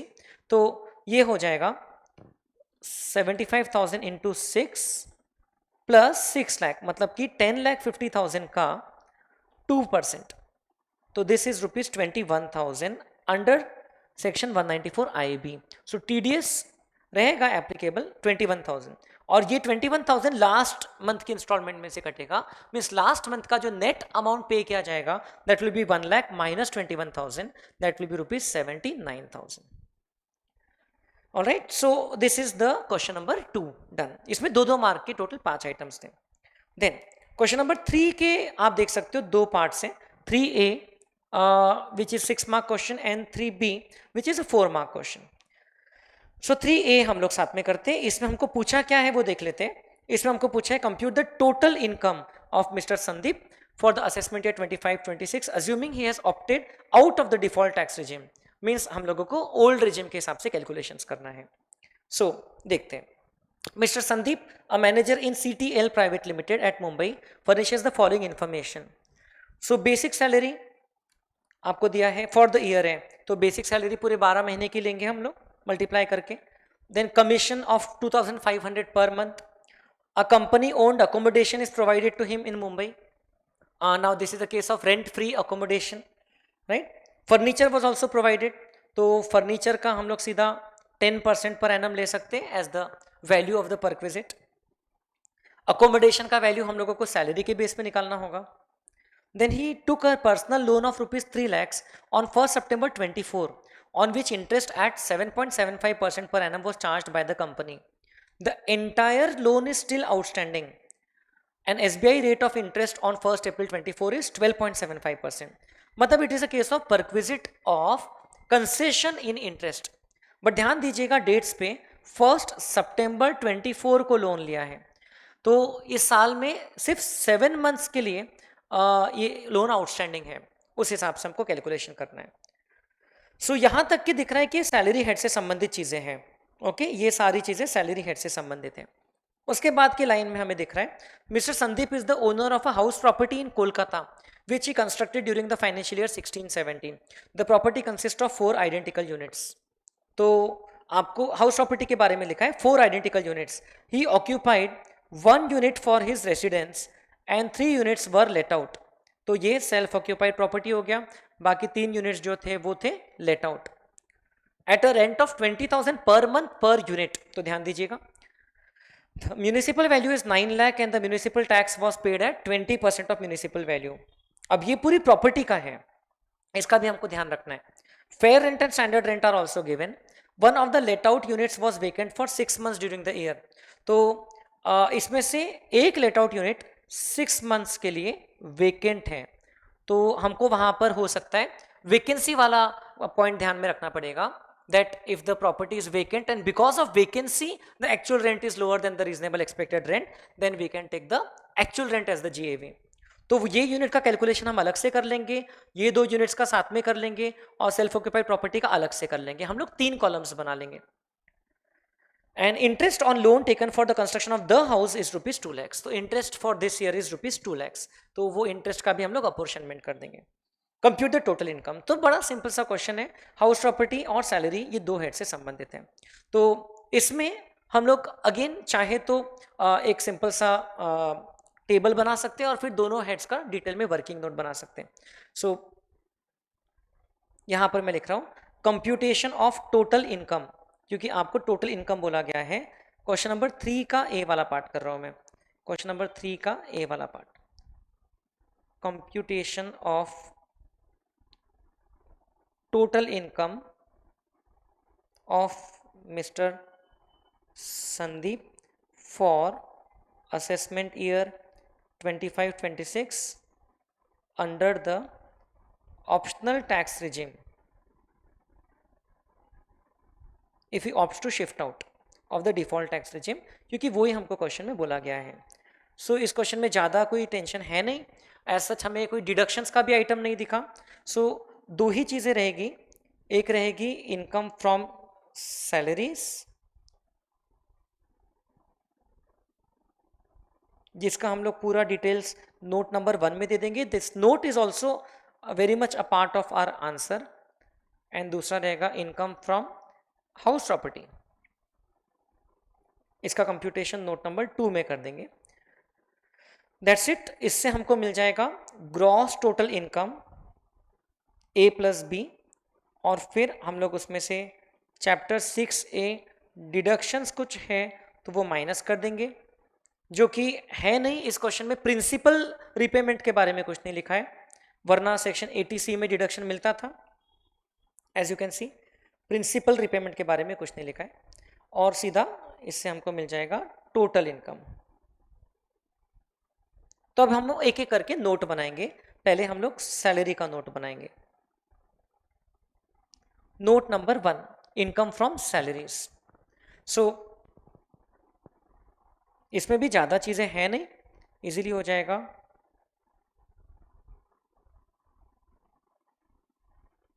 पहला, बेसिक सैलरी आपको दिया है 55,000 per month. So basic salary 55,000 into 12, 55,000 into 12 rupees 6,60,000। Then commission of 2,500 per month. So commission जो है ये भी पर मंथ बेसिस पर है, it is not based on a percentage of turnover. 2,500 into 12 is rupees 30,000। Then company owned accommodation is provided. So हम लोग बोलेंगे value of rent free unfurnished accommodation, क्योंकि फर्नीचर का हम लोग अलग से ऐड कर रहे हैं। Value of rent free unfurnished accommodation. अब इसमें इस क्वेश्चन में ज़्यादा कॉम्प्लिकेशंस तो है नहीं, मुंबई शहर में प्रोवाइड किया है एंड कंपनी ओन्ड है, क्लियरली लिखा है। So calculation for Mumbai we can assume that the population as per 2011 census was more than 40 lakhs. So the valuation would be 10% of salary. Salary for the purpose of rent-free accommodation valuation includes basic salary, includes all taxable allowances, includes all taxable monetary payments, bonus, commission, all types of commission. So DA तो है नहीं, DA forming part रहता था तो include होता था। So it does not include the perquisites, जैसे furniture costing 2,40,000 was provided, ये इंक्लूड नहीं होगा सैलरी में फॉर दैट पर्पस। ये जो कंसेशन इन इंटरेस्ट दिया ये भी इंक्लूड नहीं होगा। So value of rent free accommodation will be actually very simple, basic salary plus commission, ये जो अमाउंट हुआ this is the salary for the purpose of accommodation valuation into 10%। पहले ये 15% था, लेकिन 1 सितंबर 2023 से ये 10% हो चुका है। तो 6,90,000 into 10%, it is clearly 69,000 rupees. So value of rent-free unfurnished accommodation provided by the employer in Mumbai. So इसलिए हम लोग ने ये मान लिया कि मुंबई में तो हाईएस्ट वाला रेट लगेगा, वरना 3 स्लैब्स हैं, 5%, 7.5% and 10% depending on the population. And then as you can see उसके बाद में है furniture, value of furniture provided. अब फर्नीचर सेल नहीं किया है, फर्नीचर ट्रांसफर नहीं किया है, आपको लिखा है furniture has been provided to the assessee, और ये कॉस्टिंग 2,40,000 है, मतलब एम्प्लॉयर के द्वारा ओन्ड होगा, रेंटेड नहीं है। सो 2,40,000 into 10% per annum. So valuation for furniture will be 24,000। अगर कुछ रेंट रिकवर करते थे तो वो माइनस भी होता था। एंड फिर परक्विजिट हो जाएगा, perquisite in respect of concession in interest on loan, concession in interest on loan. So अब इसको हम लोग डायरेक्टली भी कैलकुलेट कर सकते हैं, क्योंकि इस क्वेश्चन में लोन आउटस्टैंडिंग है आखिरी तक के। इसका मतलब कि वो लोन पे हमको मंथली इंटरेस्ट कैलकुलेट करने की जरूरत नहीं है। 12.75% SBI रेट है एंड 7.75% एम्प्लॉयर ने चार्ज किया है। So loan amount is rupees 3 lakhs, 3 lakh into 12.75% minus 7.75% into 7/12, क्योंकि 7 महीने तक के ही ये लोन आउटस्टैंडिंग है। 1 सितंबर से 31 मार्च गिनोगे तो 7 महीने होता है। इसको थोड़ा सा डिटेल में भी लिख सकते हो आप। Interest chargeable as per SBI rate निकाल लिया, minus interest charge by the employer निकाल लिया। सो मैं डायरेक्ट कर रहा हूँ, तो ये आ जाएगा 3 lakh into 5% into 7 divide by 12, so this will B rupees 8,750। तो इससे हमको मिल जाएगा ग्रॉस सैलरी। इस क्वेश्चन में और कोई सैलरी से संबंधित और कुछ इंफॉर्मेशन नहीं दी है हमको, जितनी चीजें थी सारी हमने कंसिडर कर लिया। इसको हम लोग बोलेंगे gross salary 8750 plus 24,000 plus 69,000 plus 6,90,000, so 7,91,750। इसमें से मिल जाएगा standard deduction from salary under section 16(1)(a), because we are under the optional tax regime, तो स्टैंडर्ड डिडक्शन मिलेगा 50,000। तो ये 7,91,750 माइनस 50,000, ये अमाउंट हो गया 7,41,750। This will be the net income from salary taxable in the hands of mister Sandeep, 7,41,750। I hope you all understood this. And then we will also calculate the income from house property. So income from house property, note number 2, इसमें हम लोग क्या करेंगे, हम लोग 3 अलग अलग columns बना लेंगे। एक यूनिट 1 हम बोल सकते हैं which is self occupied, house property का एक यूनिट तो सेल्फ ऑक्यूपाइड है। फिर यूनिट 2 जिसमें हम लोग बोल सकते हैं late out but vacant for 6 months, एक यूनिट वेकेंट है। और फिर यूनिट 3 and 4 ये साथ में, तो ये 2 यूनिट से 50% पोर्शन हो गया। This is let out through out the year. Okay, ऐसे 3 कॉलम्स बना करके हम काम करेंगे तो इजी हो जाएगा। अब ज़्यादा कुछ टेंशन नहीं है, ऑप्शनल टैक्स रिजिम में है हम लोग, तो सेल्फ ऑक्यूपाइड प्रॉपर्टी के रिस्पेक्ट में भी हमको डिडक्शन मिलता है। अब इसमें we will start with the information given. हमको रीजनेबल एक्सपेक्टेड रेंट लगता है, उसको हम एक्चुअल रेंट से कंपेयर करते हैं। हमको रीजनेबल एक्सपेक्टेड रेंट के लिए इंफॉर्मेशन दी है म्यूनिसिपल वैल्यू की। म्यूनिसिपल वैल्यू ₹9 लाख है म्यूनिसिपल वैल्यू, तो ये सेल्फ ऑक्यूपाइड प्रॉपर्टी में मैटर नहीं करता है। यहाँ हो जाएगा 9 लाख का 25% या 9 लाख का 1/4 बोल सकते हैं हम लोग for the let out portion, और यहाँ पर 9 लाख का 2/4 क्योंकि यहाँ पर 2 यूनिट्स हैं। This is 4,50,000 and this will B 2,25,000। Municipal value को हम लोग कंपेयर करते हैं फेयर रेंट के साथ में और बाद में स्टैंडर्ड रेंट के साथ में। तो fair rent, standard rent, these things don't matter in case of self occupied वाला प्रॉपर्टी। फेयर रेंट आपको पूरी प्रॉपर्टी का दिया है ₹7,50,000, पहले फेयर रेंट दिया है, तो 7,50,000 का 1/4 ये होता है 1,87,500 एंड 7,50,000 का 2/4 होता है 3,75,000। अगर ये तीनों यूनिट्स का पूरा रेंट हमें मिला रहता था तो हमें अलग अलग कैलकुलेशन नहीं करना पड़ता था। देन स्टैंडर्ड रेंट 8,50,000 है, तो स्टैंडर्ड रेंट तो ज़्यादा है लेकिन म्यूनिसिपल वैल्यू और फेयर रेंट में से जो ज़्यादा है उससे कम है, तो स्टैंडर्ड रेंट से फ़र्क पड़ेगा।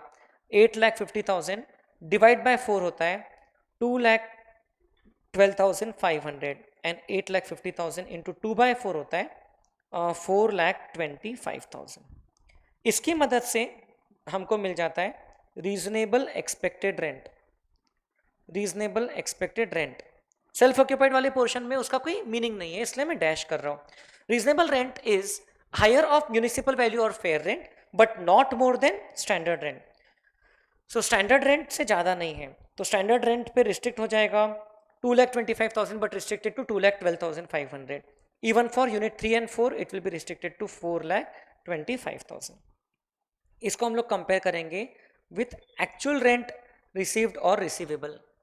एक्चुअल रेंट के बारे में हमको इन्फॉर्मेशन दी है 20,000 पर मंथ पर यूनिट, तो हमको एक्चुअल रेंट ये वाली यूनिट के लिए तो मिला सिर्फ 6 महीने के लिए, ₹1,20,000, और ये 2 यूनिट्स हैं, इसमें 12 महीने का मिला है।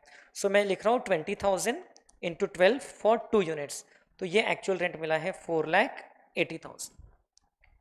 Now gross annual value as far as the self occupied property is concern, उसका तो कोई एनएवी ही नील रहेगा, but gross annual value for unit 2 which is let out but vacant for 6 months as was given will be equal to the actual rent, because अगर आप देखो यदि actual rent पूरे 12 महीने का मिलता था, so it would have been 2,40,000, it would have been higher than the reasonable expected rent. So as per application of section 23(1)(c the actual rent is taken as the gross annual value, and यहां पर भी it is nothing but the higher of D and E which is ₹4,80,000। So actual rent को हम लोग ने GAV बना लिया। Gross annual value में से हम लोग माइनस करते हैं municipal taxes paid by the owner, municipal taxes paid by the owner. तो ये अगेन सेल्फ ऑक्यूपाइड प्रॉपर्टी वाले पार्ट में मैटर नहीं करता है। It is 20% of municipal value और पेड लिखा है क्लियर कट, सो इसका डिडक्शन मिल जाएगा। म्यूनिसिपल टैक्सेस विल बी 2,25,000 का 20%, ये पोर्शन के लिए 2,25,000 का 20% विच इज 45,000, तो इसका डिडक्शन मिल जाएगा। एंड 4,50,000 का 20% मतलब कि 90,000 इसका डिडक्शन मिल जाएगा, म्यूनिसिपल टैक्सेस पेड। इससे हमको मिल जाता है एनएवी, इसको हम लोग बोलते हैं net annual value of the property. Now NAV जो है as far as the self occupied property is concern by the application of section 23(2), इसका एनएवी हम लोग सीधा नील ले लेते हैं। And as far as this is concern, this is equal to GAV minus municipal taxes paid, so this is 75,000 and 4,80,000 minus 90,000 is ₹3,90,000। NAV में से हम लोग माइनस करेंगे standard deduction under section 24A which is at the rate of 30%। Calculation is simple, 30% of NAV. So obviously for self-occupied it will be nil. For unit 2 it will be 75,000 into 30%, 22,500. For unit 3 and 4, 3,90,000 into 30%, 1,17,000। उसके बाद में हम लोग लेंगे interest deduction under section 24B। Interest के बारे में आपको लिखा है total interest for the house is ₹2 lakhs, तो 2 lakhs का आपको 1/4 यहां मिल जाएगा 50,000। क्योंकि हम लोग ऑप्शनल टैक्स रिजिम में हैं तो इंटरेस्ट का डिडक्शन मिल सकता है for self occupied property, but 50,000 is subject to a condition that the loan was taken on or after 1/4/1999। तो ठीक है, it was constructed during 16-17, तो लोन तो बाद में लिया होगा। Second, the loan should have been taken for construction, and third, वो तो लिखा ही है, and third the construction should have been completed within 5 years from the end of the financial year in which the interest was in which the loan was taken, which is a reasonable assumption. तो फिर 2 lakhs का limit मिल जाएगा, वरना 30,000 का limit लगता है। तो अभी ये हम लोग पूरा इंटरेस्ट का डिडक्शन 50,000 का ले लेंगे। अब 2 lakhs का जो रिमेनिंग 1/4 है यहाँ मिल जाएगा 50,000, और 2 lakhs का जो 2/4 पोर्शन है मतलब कि हाफ, ये 1 lakh यहाँ मिल जाएगा। लेट आउट वाले पोर्शन में तो इंटरेस्ट डिडक्शन पे कोई लिमिट नहीं लगती है। That's it, this will give us the income और loss from house property. As you can see this is the loss of 50,000, फिर ये 75,000 माइनस 72,500, सिर्फ 2,500 रुपये की इनकम आई है, and 3,90,000 minus 1,17,000 minus 1 lakh, so this is 1,73,000. now definitely we can do intra head adjustment।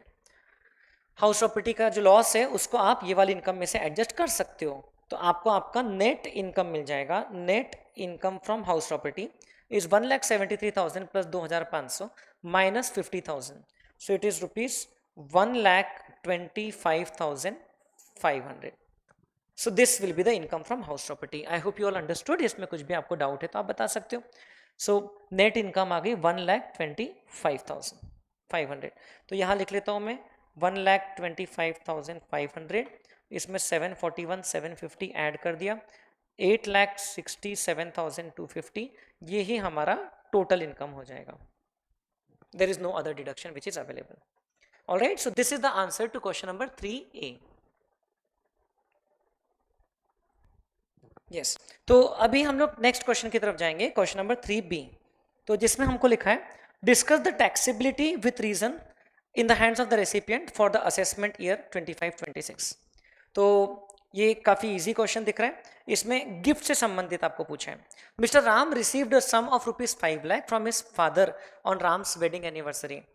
तो वैसे तो वेडिंग एनिवर्सरी पे गिफ्ट मिला तो टैक्सेबल होता है, बट फादर से मिला, सो रिलेटिव से मिला, therefore it is not taxable under section 56(2)(10 because it is received from relative. This is a plain vanilla question. Then Mr. Govind sold his house property to Mrs. Radha for ₹1,25 lakhs, whereas the value determined by stamp valuation authority was ₹1,75 lakhs. तो इस case में दो चीजें होगी. Taxability in the hands of Govind, हम लोग गोविंद का जब कैपिटल गेन निकालेंगे तो हम लोग consideration under section 50C 1,75 lakhs लेंगे, because it is more than 110% of the actual consideration. बाकी कॉस्ट वगैरह का डिटेल्स तो नहीं दिया है. And in the hands of Mrs Radha इसका जो कैलकुलेशन होगा, क्योंकि मिसेज राधा को 175 lakhs की स्टैम्प ड्यूटी वैल्यू की चीज 125 lakhs में मिली है, so the difference is ₹50 lakhs.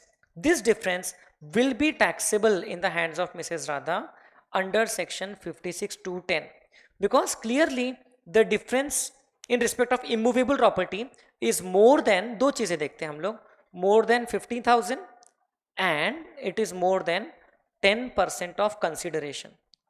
इस केस में कंसिडरेशन यदि आप देखो तो 1,25 lakhs है, उसका 10% तो सिर्फ 12,50,000 होता है, जबकि यहाँ पर डिफरेंस तो 50 lakhs का है. So this will be taxable in the hands of Mrs Radha. And the last one, Miss Augusta got a gift of car worth ₹7 lakh from her friend on her wedding anniversary. तो gift of car है, इसीलिए this will be not taxable, क्योंकि हम लोगों ने class में discuss किया है मूवेबल प्रॉपर्टी के गिफ्ट पे तभी टैक्स लगता है अगर वो इनमें से कोई प्रॉपर्टी में आती है. बस 10 पीजिए, bullion, jewellery, archaeological collections, shares, drawings, work of art, then sculptures और पेंटिंग्स. तो इसमें से कोई चीज में आती है तो ही मूवेबल प्रॉपर्टी के गिफ्ट पे टैक्स लगता है, अदरवाइज मूवेबल प्रॉपर्टी के गिफ्ट पे टैक्स नहीं लगता है. So this one is not taxable. Very easy question 4 marks के लिए. सो वैसे तो हम लोग ने 35 मार्क्स का पेपर ऑलरेडी सॉल्व कर लिया है, बट अगर कोई स्टूडेंट क्वेश्चन 2 या 3 की जगह पर क्वेश्चन 4 करना चाहता है तो ये क्वेश्चन 4 है, जिसमें आपको एक क्वेश्चन 6 मार्क्स का दिया है, इसको हम लोग 4 का ए वाला पार्ट बोलेंगे, और फिर 4th बी वाला जो पार्ट है उसमें ऑप्शन है, थियरी क्वेश्चन है, या तो पहला कर सकते हो या तो दूसरा कर सकते हो. सो मैं 4th का ए वाला पार्ट पूरा सॉल्व करके बता रहा हूँ. ये question it seems to be related to set off and carry forward of losses. Again compute the total income if you exercises the option to shift out of the default tax regime. मतलब again you have to do the calculation as per the optional tax regime. Also state the losses eligible to be carried forward. So हम लोग एक एक चीज को mark कर लेंगे head wise. पहला, loss from future and option, this is a business loss. तो फ्यूचर एंड ऑप्शन को हम लोग नॉन स्पेकुलेटिव बिजनेस एक्टिविटी मानते हैं, क्योंकि it is carried on through proper through CTT paid transaction, okay, through stock exchange. So business loss है ये, non speculative. इसको हम लोग बिजनेस इनकम में से एडजस्ट जरूर कर सकते हैं. 75,000 का बिजनेस लॉस है. अगला ही पॉइंट है प्रॉफिट फ्रॉम रेस्टोरेंट बिजनेस, तो इसमें से हम लोग बिजनेस लॉस को एडजस्ट कर सकते हैं. फ्यूचर एंड ऑप्शंस का जो लॉस है वो स्पेक्यूलेटिव बिजनेस लॉस नहीं है, तो business income. Share of profit in partnership firm Messrs XLN company 19% share 38,000 rupees. तो अभी 19% शेयर दिया है, सो उससे कोई फर्क नहीं पड़ता है. Share of profit is exempt under section 10(2)(a. Then income from salary computed ₹3,15,000, मतलब जो डिडक्शन लेना था स्टैंडर्ड डिडक्शन वगैरह वो ले चुके हैं. सो this is salary income. Salary income में से बिजनेस लॉस छोड़ के और कोई भी लॉस सेट ऑफ हो सकता है. Interest on loan paid for self occupied house property 1,75,000. Principal amount paid 1,20,000, principal amount का डिडक्शन मिल जाएगा अंडर सेक्शन 80C, और जो सेल्फ ऑक्यूपाइड प्रॉपर्टी का इंटरेस्ट पे किया है उसका डिडक्शन मिलेगा generally under section 24B under the head income from house property. इससे आपका हाउस प्रॉपर्टी हेड में लॉस हो जाएगा, और वो लॉस को हम लोग कोई भी और इनकम में से एडजस्ट कर सकते हैं, वेदर वो सैलरी इनकम रहे, चाहे बची कुछ बिजनेस इनकम रहे, चाहे कैपिटल गेन्स रहे। शॉर्ट टर्म कैपिटल गेन 82,000, तो ये कैपिटल गेन हो गया। लॉन्ग टर्म कैपिटल गेन 1,10,000, ये भी कैपिटल गेन हो गया। कैपिटल लॉस 68,000, तो long term capital loss can be set of only against long term capital gain. वैसे आपका 112A वाला लॉन्ग टर्म कैपिटल गेन है जो कि 1,25,000 के अंदर है, बट वो इनकम में जरूर इंक्लूड होता है, तो हम लोग इसको इसमें से सेट ऑफ करेंगे। Then his wife received a salary of 2,40,000 from partnership firm XLN company where she is an accountant. She does not have any professional qualification related to accounting. तो आपको यहां पर दिख रहा है XLN कंपनी का ऊपर भी रेफरेंस था जिसमें असेसी का 19% शेयर है, और ऐसे पार्टनरशिप फर्म से उस असेसी की वाइफ को सैलरी मिल रही है without professional qualification related to accounting. तो ये क्लब होती थी in the hands of the assessee अगर उसका इस पार्टनरशिप फर्म में सब्सटैंशियल इंटरेस्ट रहता था तो, बट यहां पर सब्सटैंशियल इंटरेस्ट के लिए कंडीशन है कि एटलीस्ट 20% प्रॉफिट शेयर रहना चाहिए। सो यहां पर सिर्फ 19% प्रॉफिट शेयर है, सो देयरफॉर क्लबिंग नहीं होगी, there will be no clubbing of the wife's income in the hands of Mister Sanju, no clubbing under section 64(1)(2). Okay, clubbing नहीं होगी because there is no substantial interest. Then he paid 21,000 for medical insurance premium and 9,000 for preventive health checkup। ये section 80D से संबंधित है, तो GTI के बाद में देखेंगे। Then brought forward speculative business loss, तो speculative business loss can be set off only against speculative business incomes 26,000, this being third year from the year of loss, and brought forward short term capital loss 52,000। तो ये speculative business loss को तो हम लोगों को further carry forward करना पड़ेगा because इस साल हमारे पास में स्पेक्यूलेटिव बिजनेस इनकम कुछ भी नहीं है, तो ये 4 साल तक की कैरी फॉरवर्ड हो सकता है, 3 साल हो चुके और एक 4th ईयर कैरी फॉरवर्ड हो जाएगा। Then brought forward short term capital loss of 52,000, this being the 4th year. तो शॉर्ट टर्म कैपिटल लॉस पिछले साल पहले के सालों का है, उसको हम बिल्कुल सेट ऑफ कर सकते हैं अगेंस्ट एनी कैपिटल गेन। हमारे पास में लॉन्ग टर्म कैपिटल गेन भी है और शॉर्ट टर्म कैपिटल गेन भी है।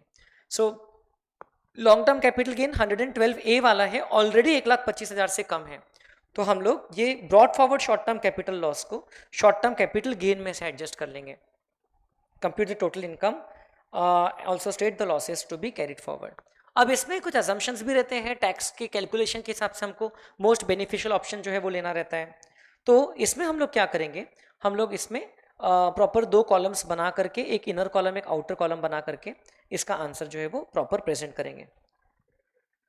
सो क्वेश्चन नंबर 4A मैं यहाँ पर लिख रहा हूँ, computation of total income of Mister Sanju for the assessment year 25-26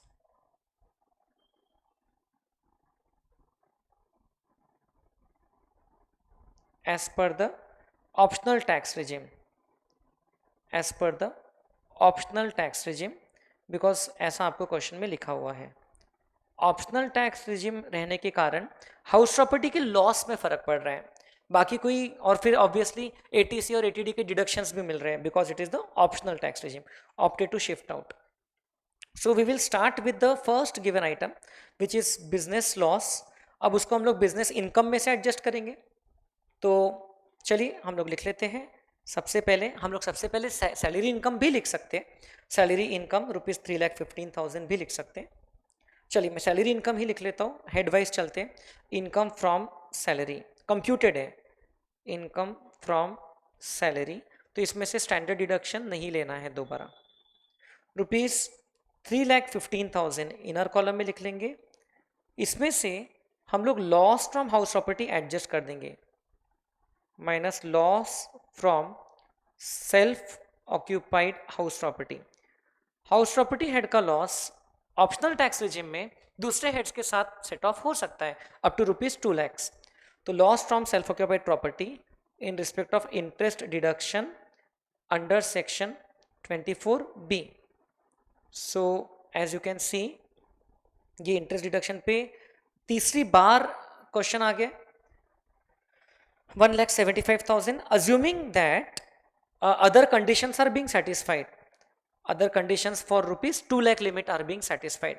तीन conditions है, the loan should have been taken on or after 1499, should have been taken for construction or acquisition, and such construction or acquisition should be completed within a period of 5 years from the end of the year in which the loan was taken। So interest deduction, ये interest deduction के कारण loss हो जाएगा और वो loss income from salary में से adjust हो सकता है। ये लॉस को आप चाहते तो आप और भी कोई इनकम में से एडजस्ट कर सकते थे, such as restaurant business income या शॉर्ट टर्म कैपिटल गेन्स, लेकिन कोई फर्क नहीं पड़ता है because short term capital gains भी नॉर्मल स्लैब रेट से टैक्स होता है और जो स्पेशल रेट वाली इनकम है वो तो 1,25,000 से कम है, तो उसमें तो कोई टैक्स वैसे भी नहीं लग रहा है। सो ये एडजस्ट कर लिया आपने, तो आपका नेट इनकम फ्रॉम सैलरी बचता है 3,15,000 माइनस 1,75,000 रुपीज 1,40,000, राइट। देन ये दोनों चीजों को हमने कंसीडर कर लिया। फिर हाउस प्रॉपर्टी हेड के रिस्पेक्ट में हमने यहीं पर उसका मेंशन कर दिया, तो दोबारा यहां मैं नहीं लिख रहा हूं। अब फिर मैं लिख रहा हूं business income, profit from restaurant business, profit from restaurant business, restaurant business, तो ये प्रॉफिट है 2,21,000। This is a non speculative business. Non speculative business के प्रॉफिट पे वैसे भी कोई रिस्ट्रिक्शन नहीं है। नॉन स्पेक्युलेटिव बिजनेस में से तो हम लोग नॉन स्पेक्युलेटिव बिजनेस का लॉस तो सेट ऑफ कर ही सकते हैं। So minus loss from activity of future and options, business loss है ₹75,000, loss from future and options F&O का लॉस ₹75,000, इसको हम लोग नॉन स्पेक्युलेटिव बिजनेस लॉस मानते हैं। अब इसके अलावा पीजीबीपी हेड से संबंधित और कोई आइटम है नहीं, नीचे एक प्रॉफिट है, सॉरी स्पेक्युलेटिव बिजनेस का लॉस है जिसको हम लोग कैरी फॉरवर्ड करने वाले अलग से टेबल में आ जाएगा। So this will be the end of the calculation for business income. 221 minus 75, 1,46,000 is our business income. Then capital gains head में देखेंगे तो कैपिटल गेन हेड में दो तीन चीजें दिख रही है। कैपिटल गेन्स, एक है short term capital gain of 82,000, उसमें से हम लोग broad forward short term capital loss minus कर लेंगे।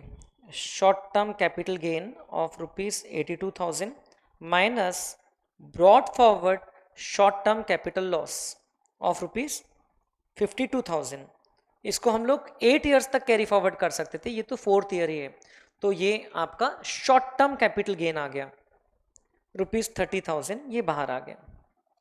फिर दूसरा है long term capital gain under section 112A।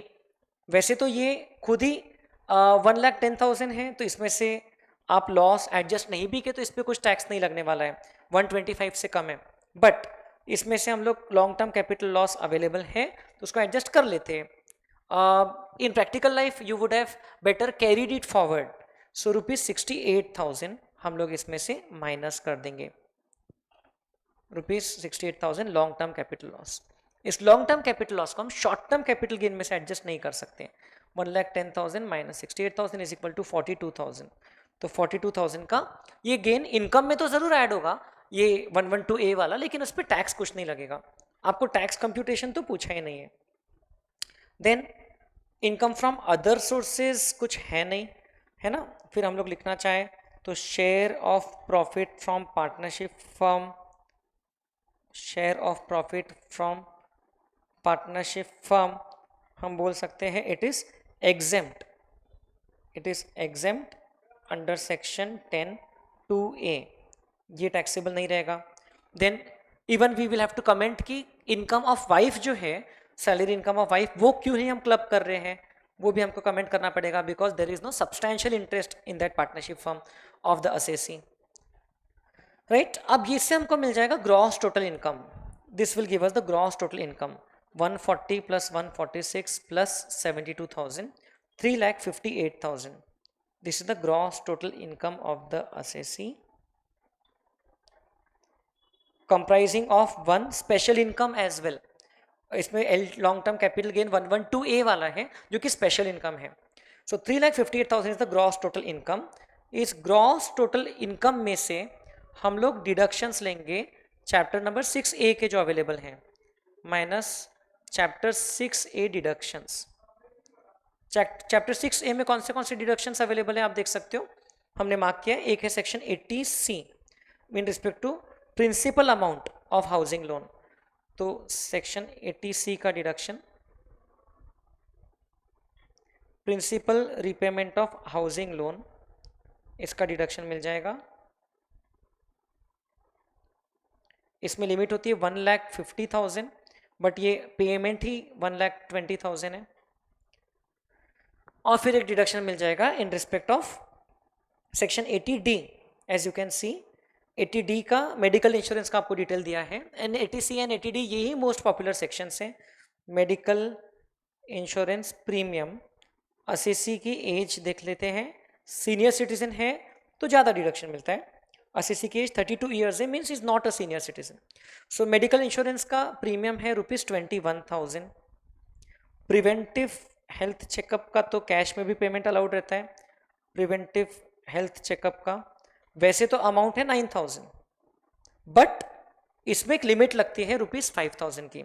Preventive health checkup 9,000, maximum allowed in respect of preventive health checkup is equal to ₹5,000। ऐसा करके टोटल आपका एलिजिबल डिडक्शन हो रहा है 80D में 26,000 eligible payments, but deduction will be restricted to ₹25,000. Deduction under section 80D will be restricted to ₹25,000 because the assessee is not a senior citizen. तो 25,000 का और डिडक्शन मिल जाएगा। बस इससे हमको मिल जाएगा total income. So total income of the assessee 3,58,000 minus 1,45,000, 2,13,000। तो टैक्स पेबल तो नील ही आएगा। और ये भी देख लीजिए कि जो डिडक्शन लिया है this is not taken from 112A वाला इनकम, ये डिडक्शन यही वाले इनकम्स में से लिया है जो अदर इनकम से इसमें से। ऑलराइट, फिर एक नोट लिखना है वो क्लबिंग ऑफ वाइफ्स इनकम के बारे में, वो आप लोग लिख लेना। और फिर losses to be carried forward, तो आपको लिखना पड़ेगा speculative business loss, speculative business loss of earlier year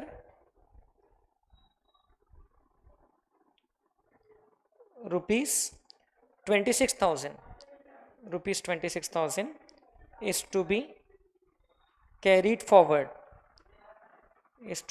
forward to assessment year 2026-27. this will be the last year. अब इस क्वेश्चन में मैं कुछ कमेंट्स कर रहा हूं, आप लोग ध्यान से सुन लीजिए। वैसे तो आपका टैक्स पेबल नील आ रहा है, यदि आप ये लॉसेस को सेट ऑफ नहीं करते थे, जैसे कि loss from self occupied property, तो इसको आप कैरी फॉरवर्ड कर सकते थे। आपकी इनकम अगर ज्यादा भी रहती थी, अगर इनकम आपकी से अप टू 5 लाख रुपीस आप रखते थे, तो फिर भी आपको रिबेट वगैरह के बाद में आपका टैक्स पेबल नील आता था। So you could have taken the benefit of carrying forward those losses. जैसे कि ये वाले लॉस को आप चाहते तो कैरी फॉरवर्ड कर सकते थे, इसको सेट ऑफ करके कोई फायदा नहीं मिला क्योंकि वैसे ही ये इनकम 125 से कम है। ये वाले लॉस को भी आपने सेट ऑफ कर लिया, चाहते तो आप कैरी फॉरवर्ड कर सकते to the next assessment year, क्योंकि आपकी इनकम अगर 52,000 से बढ़ भी जाती थी तो ये आपकी इनकम 5 लाख के तो सफिशिएंटली अंदर होती थी। देखिए 2,13,000 प्लस 52,000 प्लस 68,000 प्लस 75,000 प्लस 1,75,000, अगर ये सारे लॉसेस सेट ऑफ नहीं करते थे तो हमारी इनकम 5,83,000 हो जाती थी। फिर तो टैक्स पेबल कुछ आता था, तो हम उतने ही लॉसेस भी अगर सेट ऑफ करते थे जितना कि जरूरी है तो उससे काम हो जाता था। Intra head set of mandatory है, ये करते थे, लेकिन जो बाकी के जो हम लोगों ने ब्रॉड फॉरवर्ड लॉसेस को सेट ऑफ किया है तो उसमें हमारे पास में ऑप्शन था। जैसे कि ये इंटर हेड सेट ऑफ भी है, इसमें ऑप्शन था we could have carried forward certain portion of this loss, still हमारा टैक्स पेबल नील आता था। तो this is the answer to question number 4A friends. अब नेक्स्ट दो क्वेश्चंस थियरी क्वेश्चन से based on return of income and PAN वाला चैप्टर। State the persons who are required to apply for the allotment of PAN under section 139A1 of the income tax act mention the time limit for making such application. So who are the persons who are required to apply for allotment of PAN? तो आप देख सकते हैं ये हमारे PAN वाले part में theory में दिया हुआ है, ये देखिए. So persons who are required to apply for PAN, so these persons जिनका total income basic exemption limit को एक्सीड करता है, या टोटल इनकम टर्नओवर 5 लाख से ज़्यादा जा रहा है, या नॉन इंडिविजुअल जिनका एग्रीगेट ट्रांजेक्शन 2.5 लाख से ज़्यादा जा रहा है, तो मोस्टली 31 मई उसका टाइम लिमिट है. इस केस में before the end of the financial year है. एंड वो नॉन इंडिविजुअल से कनेक्टेड जो इंडिविजुअल है एज द पार्टनर, डायरेक्टर, कर्ता, ट्रस्टी एक्सेट्रा, तो उसको भी अप्लाई करना है. उसके अलावा और भी लोगों को उन लोग ने कवर किया है.